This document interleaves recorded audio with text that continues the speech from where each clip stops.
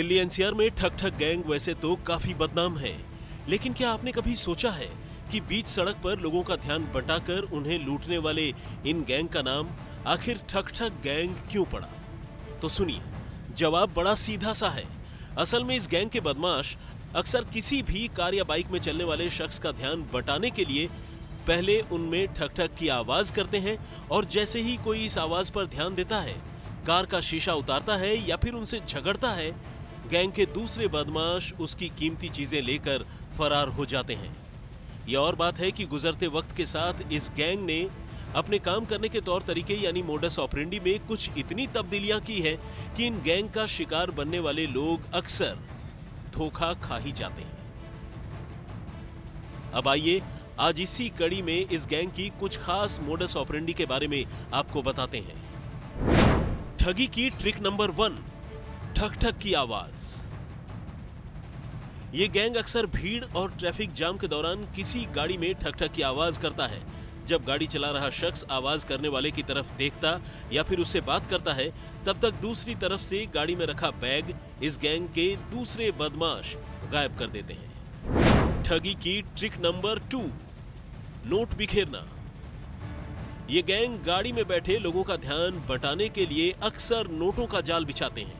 गाड़ी के अगले चक्के के आसपास नोट बिखेरकर ड्राइवर को इसके बारे में बताते हैं और जब तक ड्राइवर नोट उठाने के इरादे से गाड़ी से नीचे उतरता है, दूसरी तरफ से माल उड़ा लेते हैं। ठगी की ट्रिक नंबर 3, एक्सीडेंट का नाटक। ये बीच सड़क पर किसी भी गाड़ी को जानबूझकर टक्कर मार देते हैं, यानी एक्सीडेंट का नाटक करते हैं और जब तक पीड़ित शख्स उनसे उलझता है, तब तक उसकी कीमती चीजें चुराकर रफू चक्कर हो जाते हैं। ठगी की ट्रिक नंबर 4, जबरदस्ती का झगड़ा।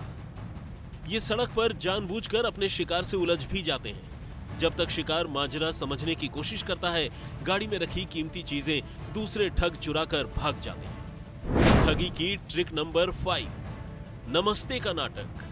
गैंग के बदमाश कई बार अपने शिकार को नमस्ते या सॉरी बोलकर धोखा देते हैं।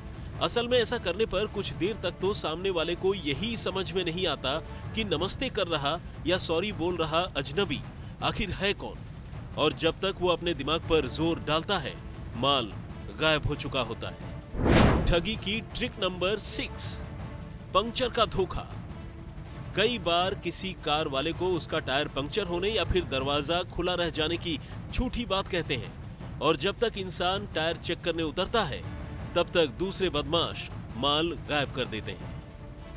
असल में इस गैंग की चोरी या ठगी का मुख्य तरीका ही ध्यान बटाकर लूटना होता है और ऐसे में ये बदमाश हमेशा अलग अलग तरीकों से ध्यान बटाने की कोशिश करते हैं, फिर चाहे वो तरीका कोई भी क्यों ना हो। और जैसे ही एक बार ध्यान बटता है, शिकार लुट जाता है। इसलिए ध्यान रहे कि दिल्ली एनसीआर में सफर करते वक्त कीमती चीजें गाड़ी में हमेशा छिपा कर रखें, ध्यान बटने से बचें, अजनबियों से दूर रहें और कार के दरवाजे और शीशे हमेशा लॉक ही रखें।